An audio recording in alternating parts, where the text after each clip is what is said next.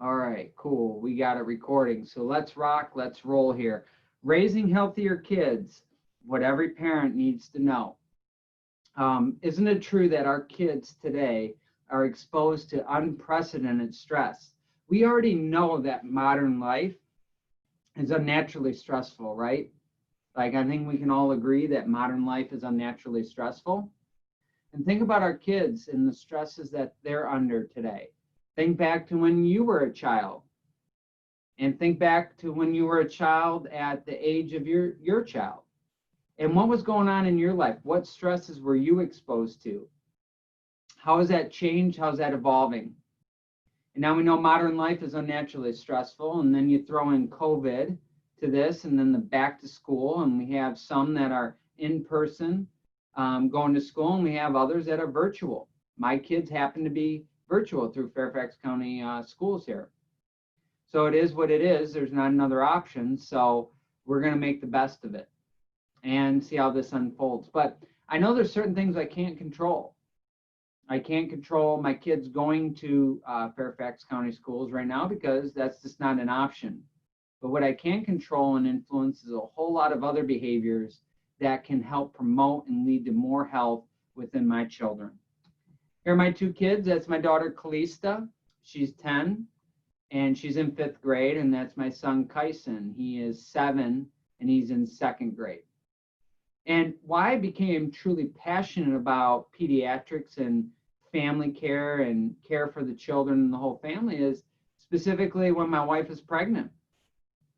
So I wanted to make sure that throughout her pregnancy, she was as comfortable as possible and helping her body adapt to all the changes that were going on, to help throughout the birth process, the recovery afterwards, and to make sure that my kids were as healthy as possible. I'm going to share some things with you this evening that will influence your health, and I'm going to share the one thing that is going to be the most important in controlling your child's health. So make sure you pay attention to that. But I have the honor and had the privilege of being in the hospital room during the delivery. And then as my children were born, the two most proudest days of my life, just absolutely a miracle. As a parent, you know what I'm feeling. I want you just to give yourself some space to go back and think about that moment, seeing the witness of the miracle of your child being born and holding your child for your first time and then staring into your eyes. It's such an amazing feeling. And if you are planning a family into the future, I want you to think about what the possibility of that is for the future. And this is a great time to take care of your health, to prep for that experience. But such a joyous day, such a filled with love and gratitude, and just so awesome. I had the privilege of checking my children's spines upon the delivery to check for subluxation. 8 out of 10 children born today are born with subluxation and can cause interference in the communication of their nervous system and impact their health and well-being. But more on that later as we talk about what we do in the office for the children and why it's important to bring your child in, just like you would to the dentist, to make sure that their spine is healthy, it grows up to be as strong as possible. But before we dive into that, let's talk about where we're at and why this is such an important topic here. Here's the brutal facts. My question to you is, what nation spends more money on healthcare than any other nation out there? Any guesses out there? If you guessed the US, you are exactly right. In fact, the United States spends more than double the amount on our healthcare here than the second closest nation out there. It's close to $3 trillion that we're spending on healthcare. So we're spending a lot of money on that. And here's a question: who takes 75% of all the prescription drugs in the world, but takes up less than 5% of the population of the world? Any guesses? You're exactly right. It's the US. So we're spending more money than any other nation out there towards quote unquote healthcare. We are taking more prescription drugs than ever before recorded in the history of mankind. And we're more money, more drugs, we must be really healthy, right? Any idea where the US ranks in overall health and healthiest nations according to the World Health Organization? If you guessed in the bottom part, you're exactly right. We're ranked 38th in the world. I don't know about you, but I'm not okay with that. I know that my children are part of this generation. Part of this generation of children not expected to live as long as their parents. So we need to wake up and realize that if we keep doing what we've been doing, we're going to keep getting what we've been getting. And I know that's why you're here tonight. You have questions that you're looking for answers that nobody has been able to give you. You're looking for the most natural, the most powerful, and the most effective ways to improve health outcomes within your children.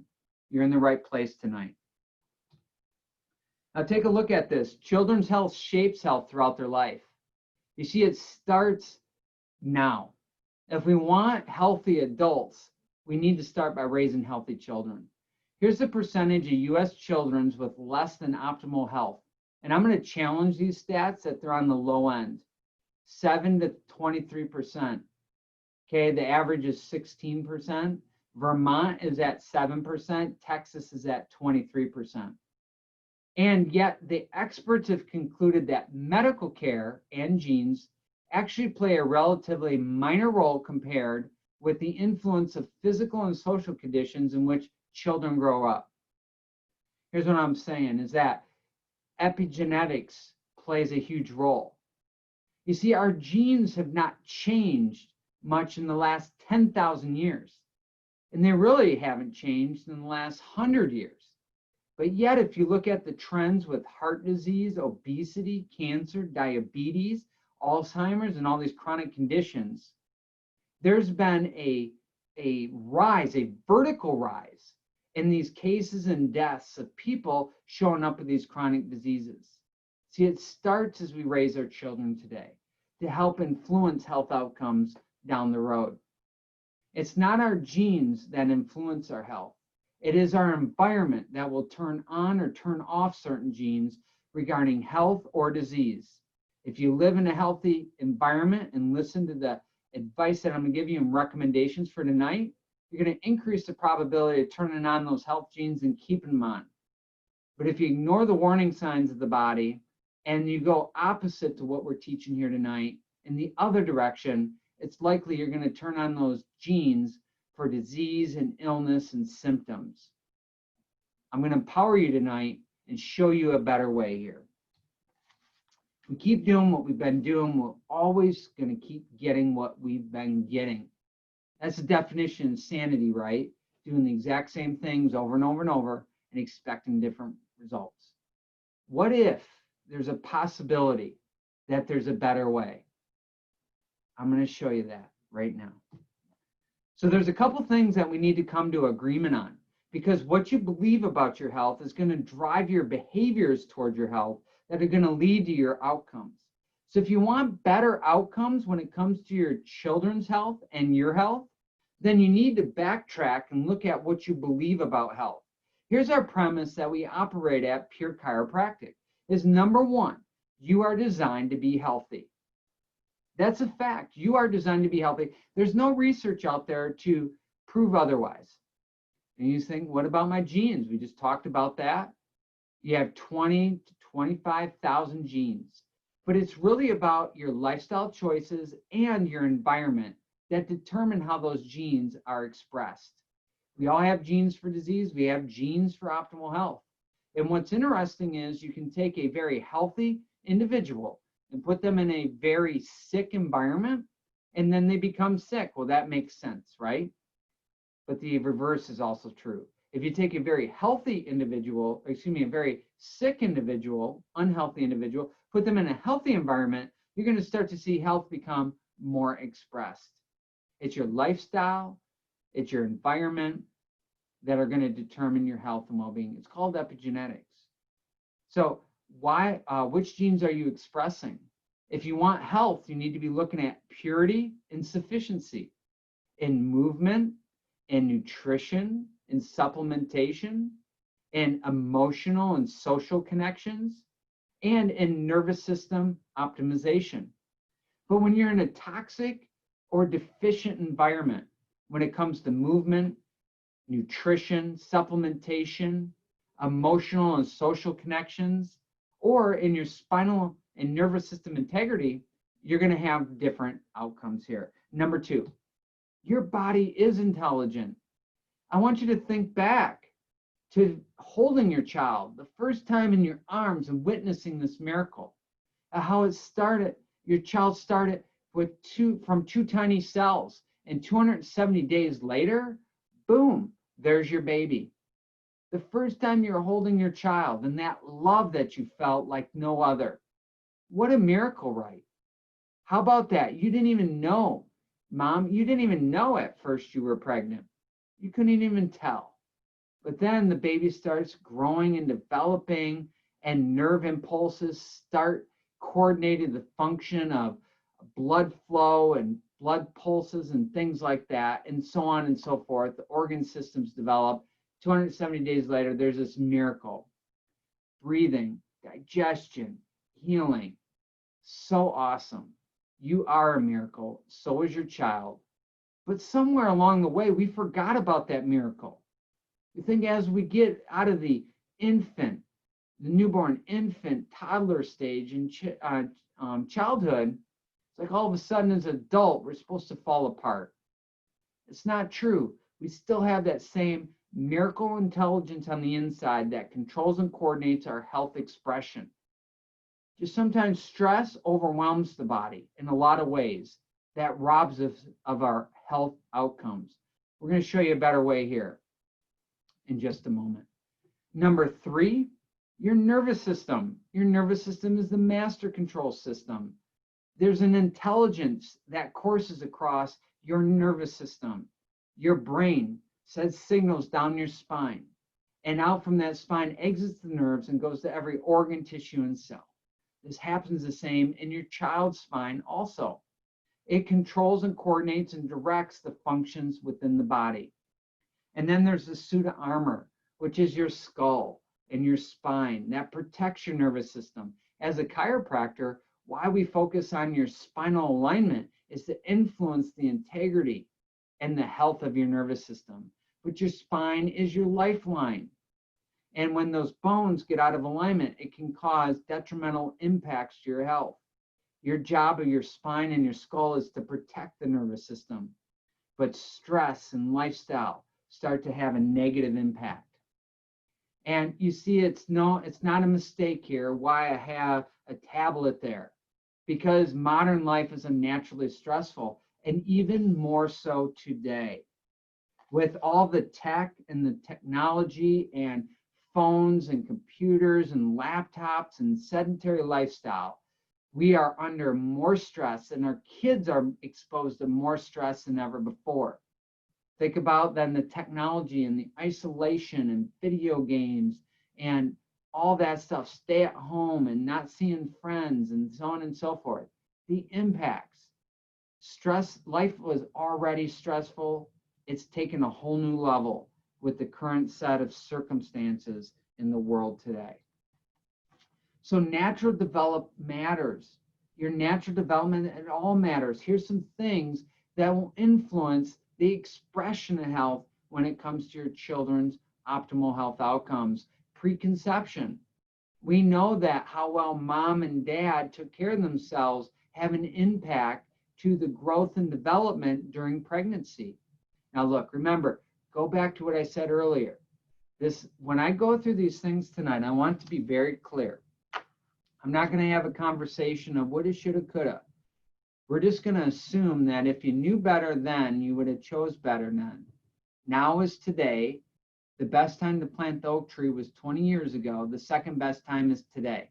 So when I go through these things, I want to just share this information to empower you in your decision-making process moving forward, because that's what's going to drive health outcomes for your children and you.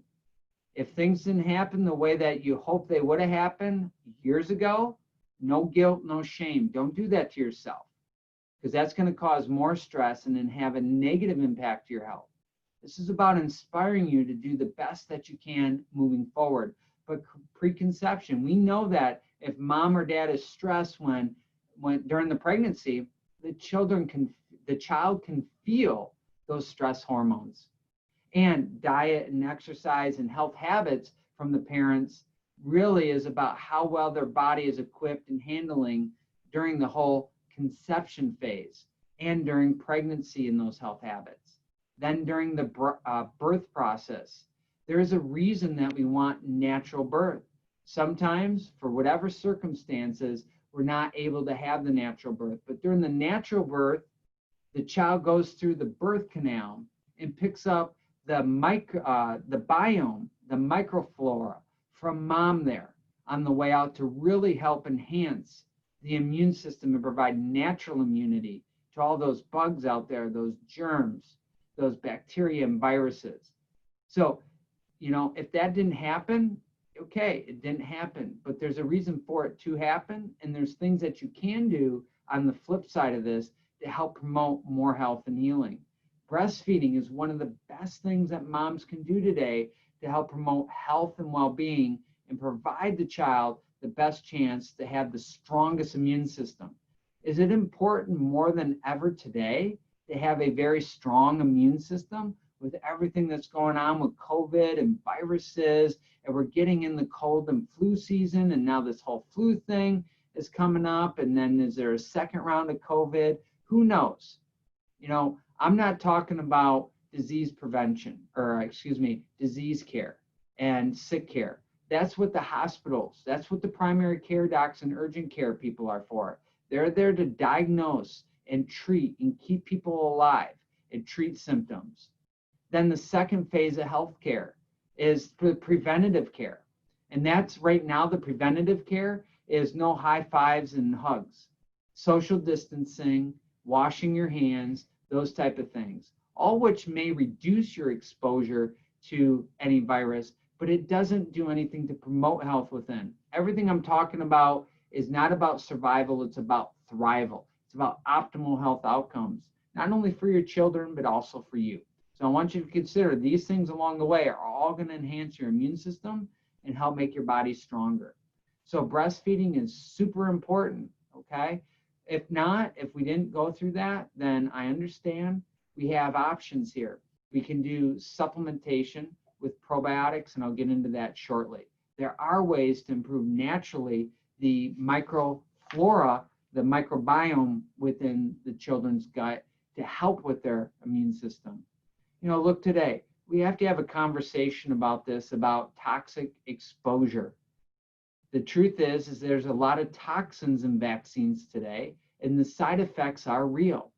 And antibiotics that can disrupt a lot of the microbiome within the child and affect the natural healthy gut flora.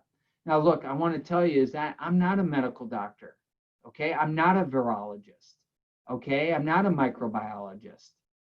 But I want you to think about what you're doing and the choices that you're making for your children, because it's going to influence the health outcomes. What I am for is informed consent. I am for informing the consumer out there about what their options are, and based on what your goals are, to align those different procedures to line up with your goals. So you know exactly what the outcomes are, what are the risks, what are the benefits of any procedure moving forward.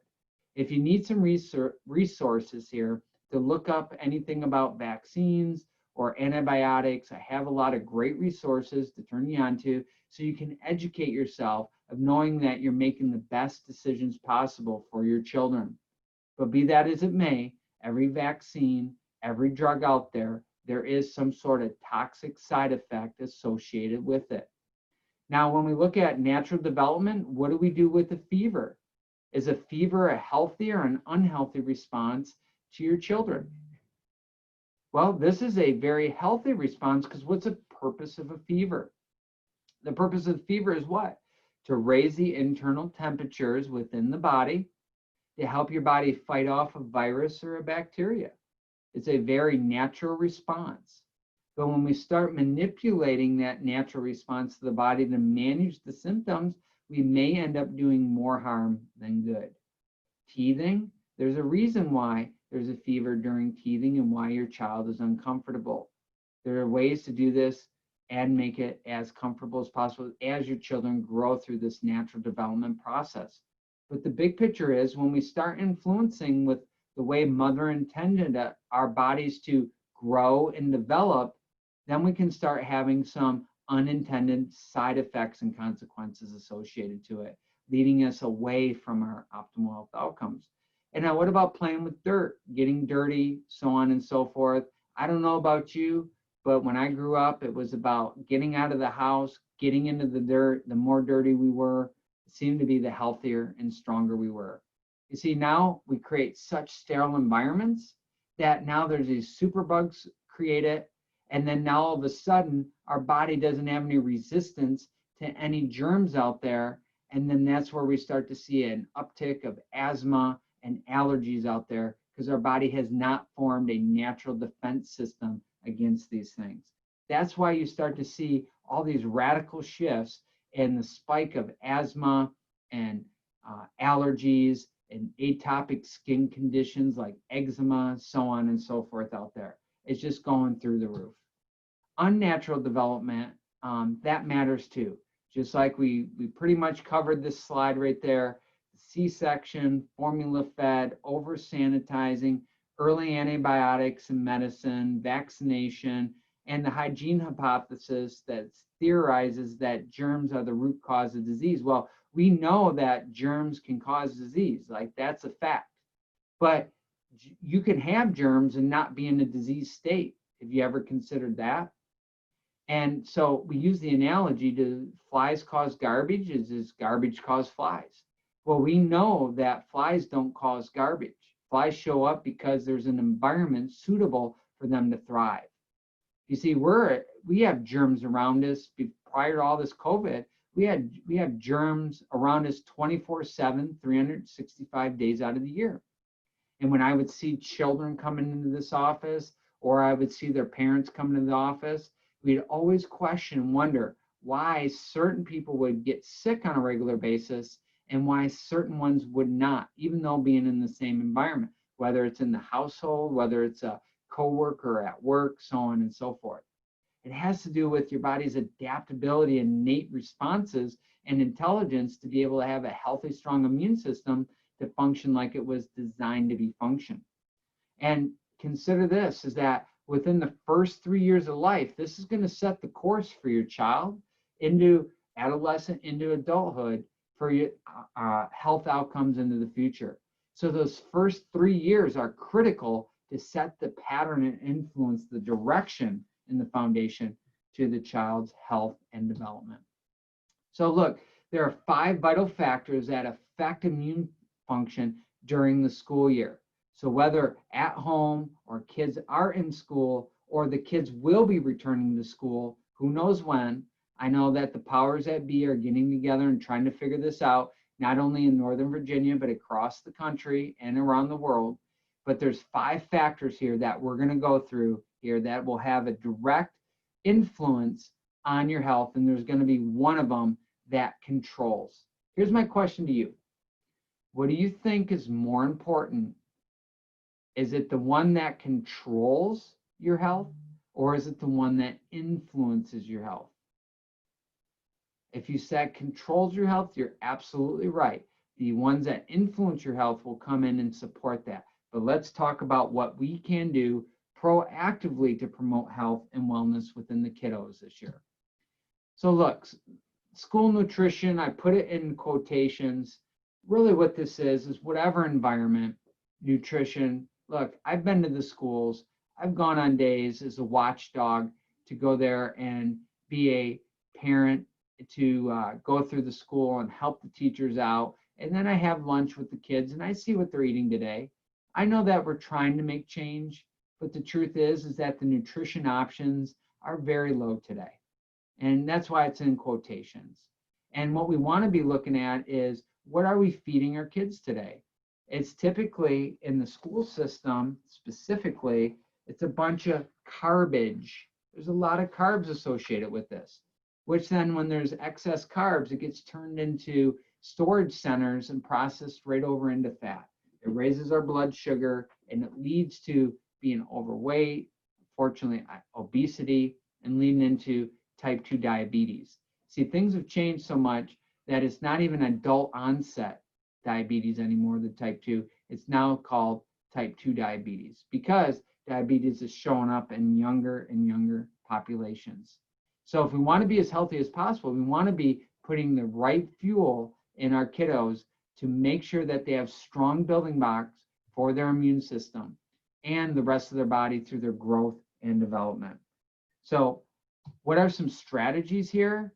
I want you to consider making breakfast a priority. I tell you, it's one of the most fun things that we do with my kids in the house, of making eggs and smoothies and doing things like that to get some protein, some healthy fats in there, and really provide a very nutritious and healthy breakfast there. You know, pack the lunch if you're able to. Now, I know we're across the spectrum here. I know some people are at school. I know some people are at home and the kids. So we have to figure this out. But if there's a way to pack the lunch, think about leftovers from dinner, prep in advance. I learned about prepping this year and it's made a game changer in my life. I've taken time over the weekend to get the week set. If you're like me and my family, things are very busy, they're very hectic. So the more that we can get on the front end of this to help prep our food for the week, the better choices we can make. So we're not making last minute, quick, easy decisions here that may have a negative impact on health outcomes. Home cooked dinner, you know, look, we do our best, right? And this whole process that I'm talking about is I want to let you know that I'm just like you, busy. There's a lot going on in our lives. And I want to let you know is that this is not about perfection. This is about progress and doing things every single day to take one step further to produce optimal health outcomes. And look, if you get off track, and if you're off track right now, the best time to start is today or the next day, okay? You can just get started with taking one step. Small little wins over time is going to lead to big results. I don't want you to get overwhelmed, think that you're up to the plate, it's bottom of the ninth, and the bases are loaded, and you're down by 3 runs here. You don't have to hit a grand slam in one day. It's about creating a culture with the family and engaging in these health habits one day at a time. Cut out the sodas, too much sugar there.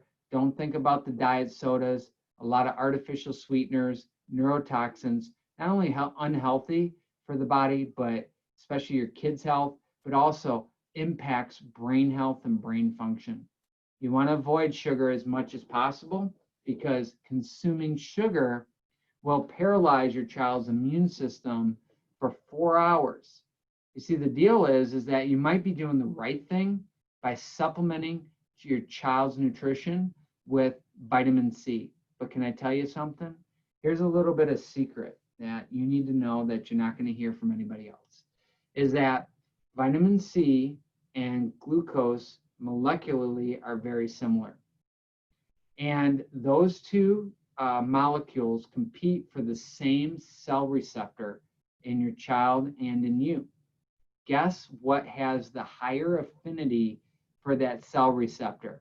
That means is, what do you think is going to be the priority, vitamin C or sugar? Well, you probably know where I'm going with this, is that sugar has the pass. It gets the green light ahead of the vitamin C.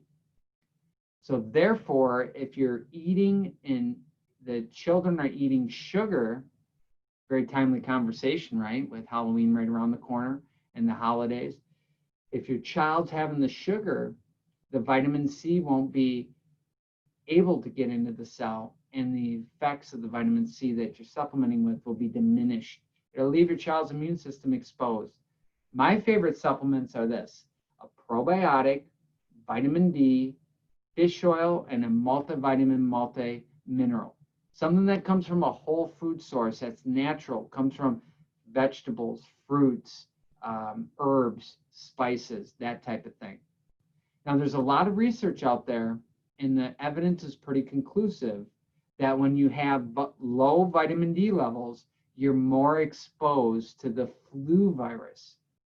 It's a very common thing, low vitamin D levels, more exposed to getting the flu virus and having symptomatic effects of that flu virus. And what they're finding with COVID patients is that higher vitamin D levels tends to offer more protection and better recovery rates than if you don't have, or if you have low vitamin D levels. So above all else, if you want to get started with one thing, you want to get started with vitamin D. We have droppers that's what my kids do. And I take a fish oil supplement that has vitamin D in it, but you can get the vitamin D that way. And you just take a dropper full, and then your child is sufficient for the day, and just build that into a rhythm and a routine. Ours is, our vitamin D is an organic olive oil. It just tastes like olive oil. It's really not much of a taste. The kids have it, no issues. But that's one area that I would get started. So you're going to be thinking about at the end, when I give you some action steps of what you can be doing, think about adding in some supplementation. If not, if you're already, the kids are already doing vitamin D, the second one is to get on a probiotic.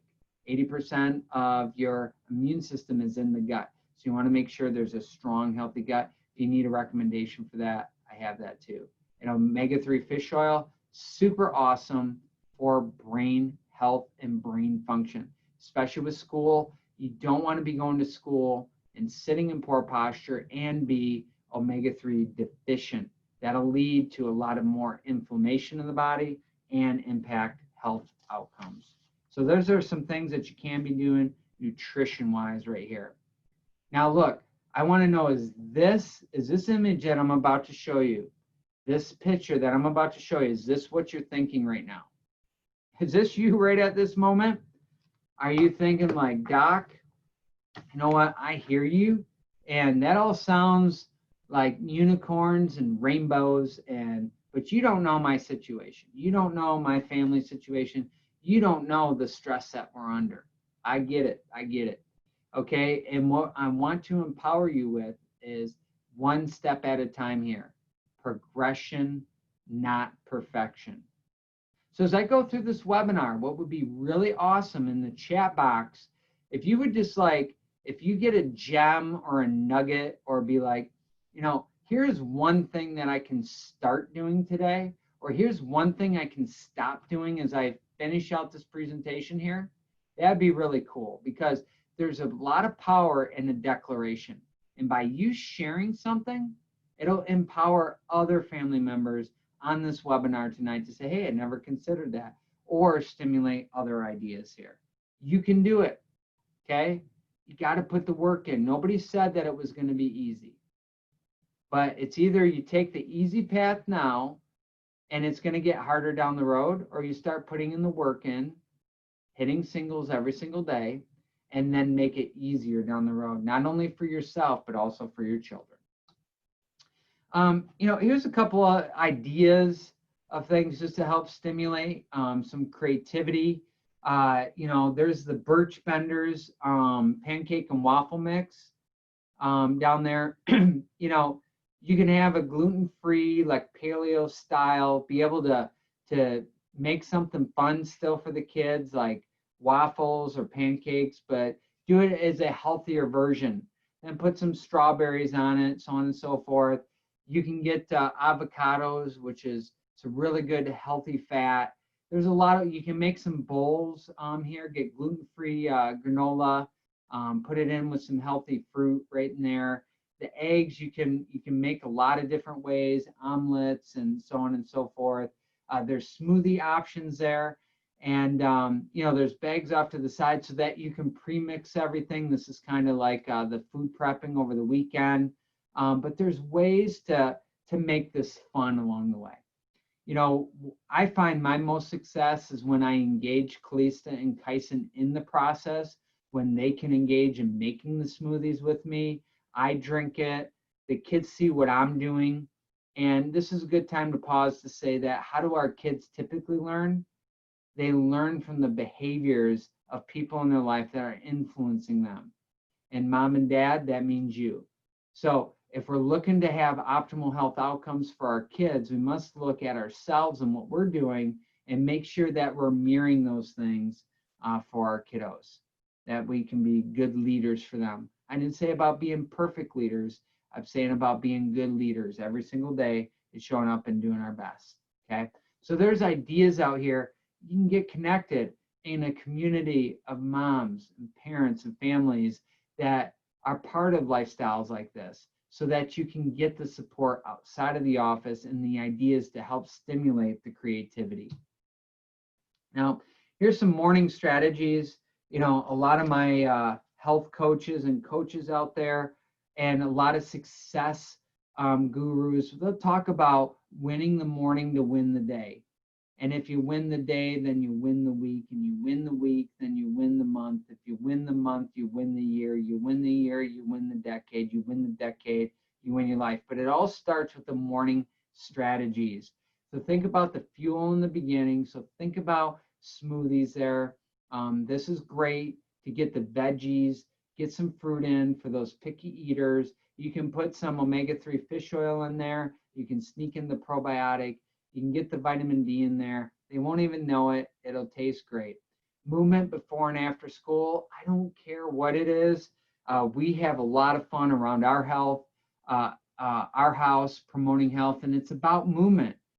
We put on music, we blast it in the house, we dance, we play, we throw the ball around inside and outside, trampoline, play basketball, go for walks in the neighborhood.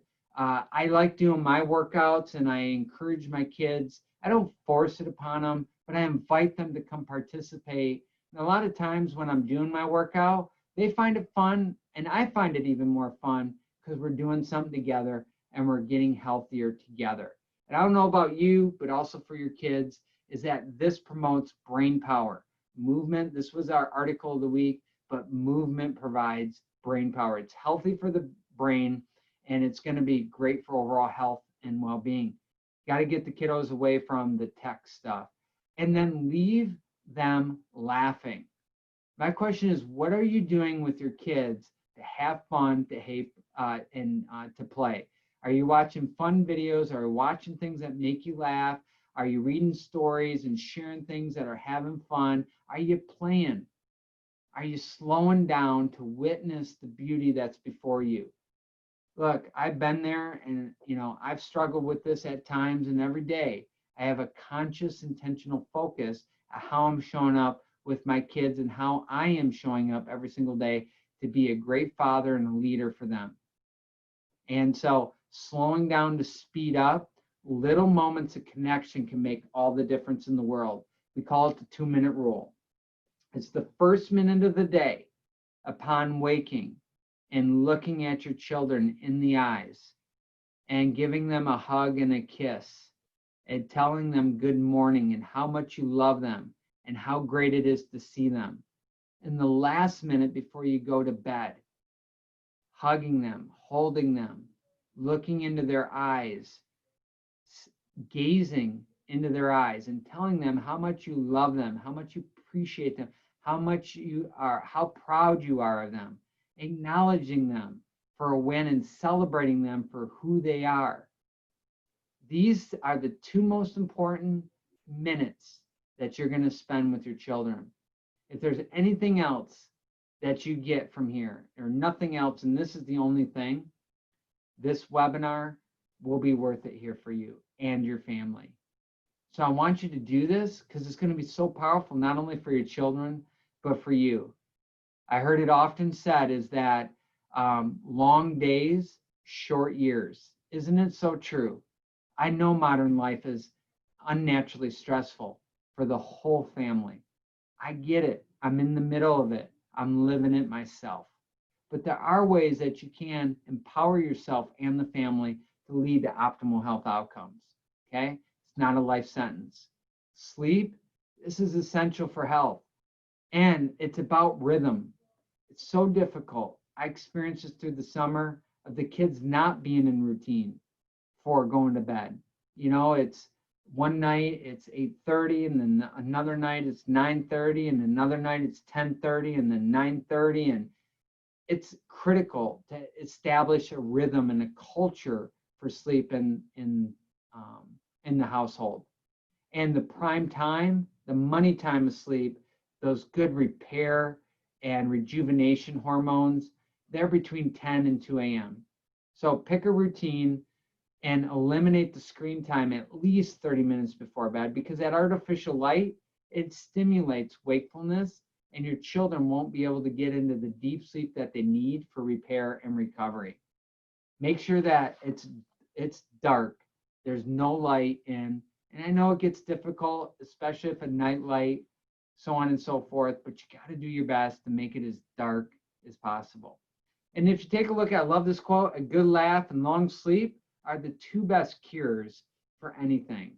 So think about that, especially with the stress that the children are under these days, especially with the social distancing and all the other stressors, the unknowns, the fear that they might have, and adapting to the world as it is today. As parents, we're going to show up as strong leaders for them and be great examples. And it starts with us. So children, use this as a rule here and some guidelines. Here's for sleep. Children 3 to 5 years old, they need to get 10 to 13 hours of sleep a day, and that includes nap time. If the child's between 6 to 12, 9 to 12 hours every 24 hours. And those teens, 13 to 18, they need 8 to 10 hours every 24 hours. You see, video games, tech, it's not very calming. A lot of the games today are very aggressive and can heighten those stress hormones, even in children, that can impact the sleep. It's not about perfection, it's about progress and making one step towards creating more optimal health outcomes. Another thing that influences the health is the stress. Stress, it's a big deal. Teachers, friends, sports, appearance, grades, schedule, popularity, the bullying, the social distancing, the isolation. There seems to be a pill for every ill out there. When there's a problem, then we just mask it with some sort of drug. It must be a drug deficiency, right? Well, how's that working out for us as a society? We want to minimize any unnecessary drugs out there.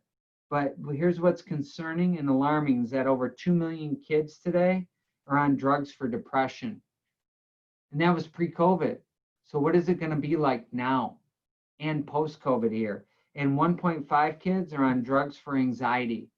I don't know about you, but I'm not okay with that. There's got to be a better way.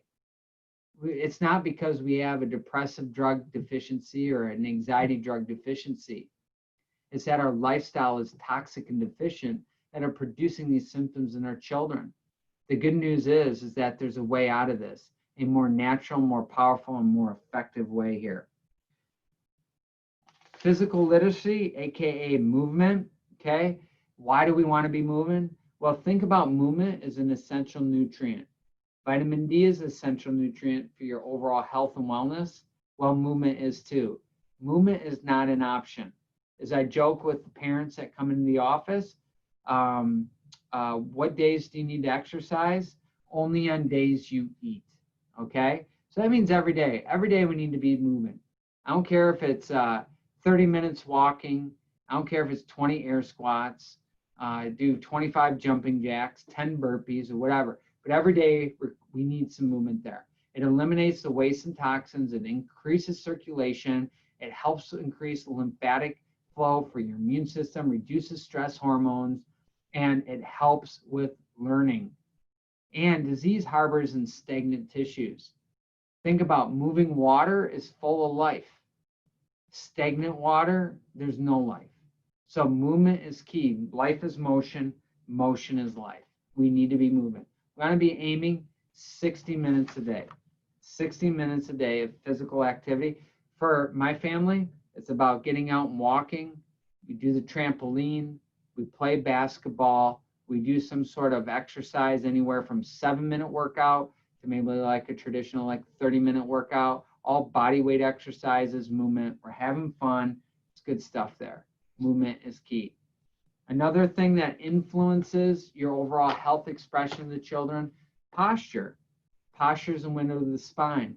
I got you covered in both ways. The backpacks, if you're virtual right now and backpack doesn't really apply, we'll use this advice and get ready for when we get back to school. Okay, if you're going back to school, backpacks account for almost 8,000 emergency room visits each year because of backpack related injuries.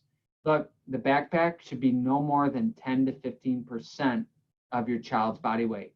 So you need to weigh your child. You need to figure 10 to 15% of that and make sure the backpack does not exceed it. If so, then we're creating a condition that causes a spinal problem to cause a potential injury we want to avoid in your child. So you want to always wear 2 straps. We're not wearing the 1 strap, single strap to be cool or what have you. You want to wear 2 straps. You want the heaviest items closest to the back, cinched up, high and tight, not sagging and hanging below the belt line, but nice and tight to the small of your back, into your back, and the length of your child's torso, okay? Here's the deal. You want to be looking at these marks here and covering it in the length of your child's torso, the backpack. And here's the deal. Make it a rhythm, make it a habit, get it into the schedule about clean the junk out weekly. Stuff accumulates very fast in school today. So make sure that we're cleaning stuff out and getting rid of the unnecessary things. But posture is key. If you're at home now, here's the deal, the tech neck syndrome. It's a real thing right here. Tech neck leads to headaches, back pain, neck pain, developmental disorders, and more. Digital dementia. If sitting is the new smoking, screens are the new crack. You know that they have these algorithms when it comes to the computer, these chimes and dings, especially with social media, to get you to want to crave, your brain to crave, to get a dopamine release, to get a high off of it, to get you to go back and keep looking, and keep looking. The problem is it starts to dumb down the brain, and then it creates an unhealthy relationship of this reward center into the brain, which can ultimately lead to things like anxiety, depression, so on and so forth. So I love this mobile movement called lookupamerica.org. I encourage you to check this out and get into some of these rhythms and routines in your household and make it part of your culture. Remember, as you go, so do your children. If your children are seeing you do these things, they're going to think that it's okay. So parents, we need to step up as leaders here. If we want healthy children, it starts by being a leader and showing them what it takes to be healthy here. And so I want to see if this video is going to play. We're going to cross the fingers, and then we're going to get you up, moving and grooving for some really cool exercise. So I want you to take a look at this video here. Facebook started as a great way for us to connect with our friends, family, and things we like the most. But things changed. The recent wave of ads, spam, fake news, and other low-quality posts have divided us instead of bringing us closer together. But it doesn't have to be that way. Health professionals have identified 5 steps we can all take right now to take control of our newsfeed and make Facebook a healthy, happy, and inspiring place to be. Step 1. Unfollow what makes you unhealthy. When you see a post from someone you're no longer interested in seeing posts from, simply unfollow. You can still remain friends, but you don't have to be bothered by their annoying posts anymore. Tired of political rants, braggy friends, your ex's selfies, and that one person that constantly complains? Unfollow. It's your newsfeed. You're in control. Step 2. Like and follow what makes you healthier. Subscribe to your tribes to fill your feed with what inspires you. Would you like to wake up inspired daily? Connect with people and pages that inspire, inform, and improve your life. And make sure to set your favorite pages to see first, so you'll always get the positive content you're most interested in first. Step 3. Look up. Too many of us are constantly tethered to our computers, phones, and tablets from the moment we wake up till we're ready to go to sleep. For better health, let's remember that life is better when you're looking up. Take a mobile moment every 20 minutes. Look 20 feet away for at least 20 seconds. Parents can set a good example for kids. This simple idea can improve your body, your mind, and your overall health. Step 4. Get connected and engage with your tribes. By joining tribes that inspire you, You'll stay connected to people, ideas, and action steps to help you live a happier, healthy life. Like and comment on things that make life better for all of us. Your engagement amplifies great ideas. Step 5. Be kind, be generous, and share the love. Together, we can use Facebook as a tool for good. When you find something inspiring, interesting, funny, or just makes you feel good, be generous and share it. Together, let's use Facebook to make the world a better place.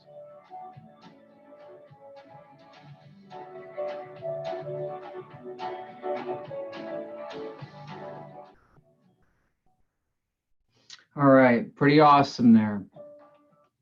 Now, if you're not following our tribe here at Pure Chiropractic, make sure that you go to Pure Chiro Health at Facebook. Follow us on there, like us, and then go to See First.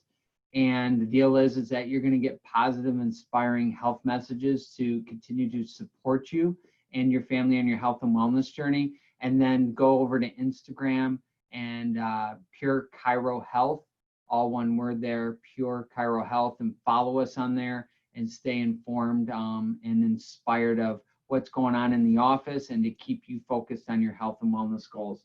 Okay, time for a posture break. So if it's appropriate and you have some kiddos that are watching this webinar too, we can all do this. So it's called the YWTL exercises. So I'm just going to go ahead and then adjust the camera. So go ahead and then stand up. And so I like the acronym You Will Thrive Longer. And so they give you some, that Look Up America gave you some guidelines for every 20 minutes, look up for 20 seconds at 20 feet away. What I'm going to tell you right here is you're going to do these YWTL exercises, one round of them for every 2 hours that you're seated. So some simple math, if your kid's in school for 6 hours, how many times are they going to do it throughout the day? That's right, 3. And if they're 8 hours, it'll be 4, or supplement around any other time that they're going to be sitting. So simply, you're going to bring your arms up into the Y shape right here. Thumbs are pointed backwards to protect your shoulders, and then squeeze the shoulder blades back. You're going to hold this for 20 to 30 seconds, and then we're going to get into the Y, and then squeeze the shoulder blades back. You're going to hold this for another 20 to 30 seconds. The T, arms straight out, squeeze those shoulder blades back. I don't know about you, but I can already feel the blood pumping. And then bring your elbows in and squeeze those shoulder blades back. What you want to be feeling is those shoulder blades coming together like they're kissing, or then you're trying to hold a pencil in between there. So how often do you need to do these? Okay, you need to do these, one round of these for every 2 hours of sitting, and make it part of the culture. If you need a handout, we can supply that here to give you a visual reminder. We're happy to help you through that. So, you know, in our office, it's important during the biomechanical structural exam, we do postural analysis. There are things that you can be doing as a parent to be looking for signs of a problem in your child's spine at home. So things that you want to be looking for are the head shifted forward to the shoulders.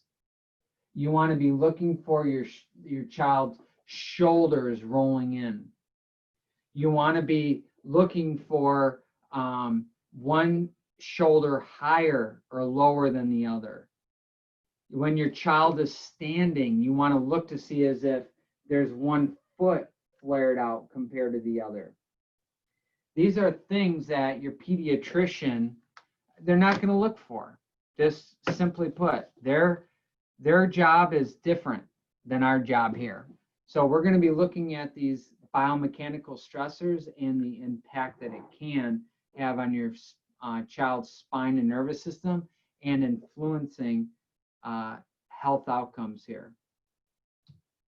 The most common reasons that children visit our office is, number one is wellness is the first one. And the reason for that is mom and dad understand the concept of prevention.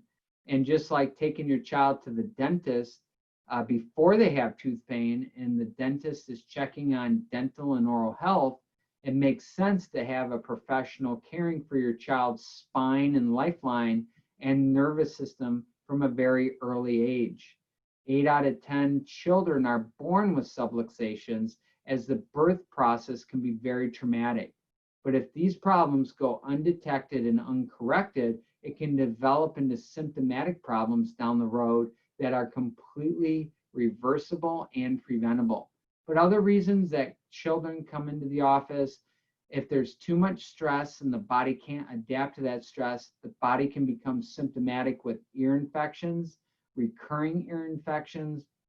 The child might develop asthma, constipation, bedwetting, headaches, leg cramps or restless leg type thing, and then allergies and other skin conditions. I'm happy to report in 12 plus years of seeing the kiddos is that we've had great success health outcomes for the kids and helping to improve optimal health outcomes. Here's the big 5 that you need to understand when it comes to your health and your children's health. Your body is self-healing and self-regulating. The nervous system is the master controller of the body. And when there is interference to the nervous system, the body can no longer heal and regulate properly. It starts to break down, and misalignments within the spine, which we call in chiropractic subluxations, are correlated to interferences with the nervous system. Chiropractors work to remove this interference by adjusting the spine and removing subluxation. We also then supplement and support the chiropractic adjustments with proper lifestyle living, physically, nutritionally, and mentally and emotionally. What is a subluxation? The subluxation is when a bone gets jarred out of alignment.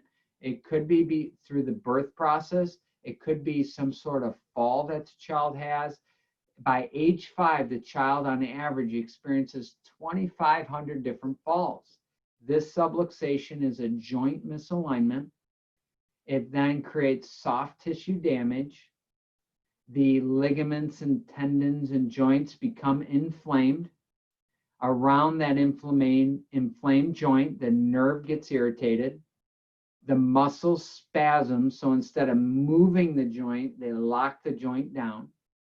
There's loss in Deficient, which means is that those nutrients that support the spinal disc that allow for bending and twisting and moving, there becomes a lack of flow there, which causes stress to the disc and stiffness. The joint becomes fixed, and it starts the degeneration process. Children should not ever experience phase 1 of spinal decay if they're checked early enough and if there is a problem to get adjusted regularly and routinely. It's the micro traumas, the birth, the bumps, the falls. I'm sure to the moms and dads out there, you can remember your greatest wipeout as a child, your biggest fall growing up. But a lot of times they're not, after we have these events, our child's not checked. You know, our kids are so resilient, they bounce back fast, but it can take years for these underlying subluxations to manifest into bigger problems. We want to get ahead of it, get it checked. Just like tooth pain is a late sign of a problem, any pain in the body or symptom is a late sign of a problem when it comes to chiropractic. Learning to sit and crawl and walk and sports and accidents, sleep positions, tech stress. These are big things that start to build up over time. So my question is this making some sense? Are you understanding the correlation to optimal nerve function and the relationship to our physical stress, our nutritional stress, our mental emotional stress, sleep stress, and how this is all coming together? I bet you're seeing the big picture. I want to tell you about a story of Olivia, who was referred into the office at a very early age. She came in, I think she was a couple weeks old, actually. I was at a networking event in the town of Vienna and ended up running into her father, and He learned that I was a family wellness chiropractor and told me about Olivia. You see, Olivia, when she was born, during the birth process, her shoulder got stuck in mom's birth canal. And so the baby was not coming through. So what do you think happened? Then the doctors grabbed a hold of her neck and pulled and yanked and got her through the birth canal. Do you think that could have caused some trauma in young Olivia's spine and neck? Absolutely. The consequence was she was unable to use her arm. Her arm was actually limp. It's a very sad situation. So the medical professionals, the best they knew how, said, what we're going to do is then just take young Olivia's arm, tape it to her body for the next year, and then for after that, then they'll start some physical therapy. And the parents were like, yeah, no, there's got to be a better way out there. Well, thank goodness that I was out at this networking event. Her dad and I crossed paths and we got talking, and he brought Olivia in. And I said, I don't know if I can help, but let's check. Well, as you can imagine, we did this evaluation. We took a thorough history. We did a complete consultation to understand what the concerns of the parents were, what was going on with Olivia. We did a complete examination that included checking nerve stress to these nerves that were coming out of the spine, affecting her arm. We did palpation where we were checking the spinal segments for movement and motion, so on and so forth. It's a very in-depth pediatric exam. And so what we uncovered during this exam and this evaluation was young Olivia had several subluxations in her spine. So I told the parents that if there's a subluxation and it's influencing and interfering with optimal nerve flow, wherever those nerves go in the body, that part of the body is not going to work properly. So they understood, and I gave her my recommendations for care. And then initially she started coming in 3 times a week and eventually twice a week and so on and so forth. She started out at 3 times a week. We didn't really notice much change right away, but within a month's time, I'm happy to report she started getting more function and more use with her arm. And it was truly a miracle. It was truly miraculous of how her body was responding as the subluxations were reducing in her spine and how her arm function was improving. And after 3 months of care, you could not tell that she had a limp arm after the delivery. Here's my question. Where would young Olivia, who is 12 years old today, be had she not had her spine and nervous system checked then? What might have been her health outcomes? I'm happy to report that she's engaged in school and engaged in sports and lives a natural, healthy life and not being restricted or disabled by what happened during the birth. It's a huge honor to be able to check your children, to make sure that we're doing everything that you know possible to help promote optimal health outcomes. So what are your next steps here? If you're a note taker and you're taking notes here, I got some things that I want to tell you to do. Here's your action steps. Check your children's posture at home. I gave you specifically 3 things to be looking at. Check it. See if you start to see signs of imbalances, which possibly could be subluxation, leading to interference in the communication of your child's nervous system. I want you to review and then implement the backpack guidelines. If your child's at home, I totally get it, but prepare now for when they do go back to school. I want you to do that. Look up mobile minutes every 20 minutes. Follow the guidelines at 20, 20, 20. Every 20 minutes, look up for 20 seconds at 20 feet away. Nutritional guidelines and supplements, start implementing them into the rhythms and routines. And parents, for everything that I said throughout here to raise healthy children, I want to make sure that you're locked in on these health habits for yourself outside of the office.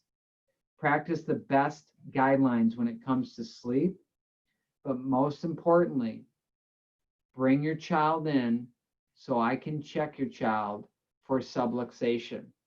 If there's no subluxation, I'll give you the great report.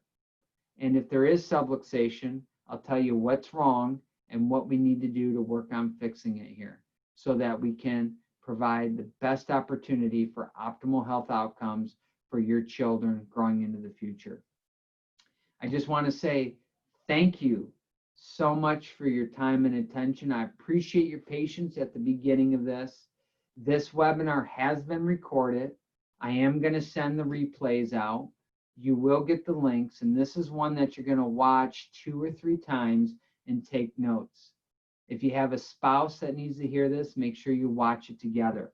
Make sure that as the parents, you're on a united front, making slow, simple steps and progress within the family culture, that everybody is following these things to lead to optimal health outcomes.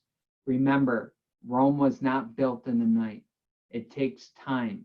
Health and healing takes time, but the cool thing is the more deposits that you make in your health and wellness bank account over time, the more dividends of health, strength, longevity, stronger immune system, so on and so forth. So I appreciate your time. Thank you very much. I look forward to seeing you in the office. I love this beautiful picture right there. Thank you. Have a great night. And remember, for you and your family's health and wellness, we've got your back. Thank you very much.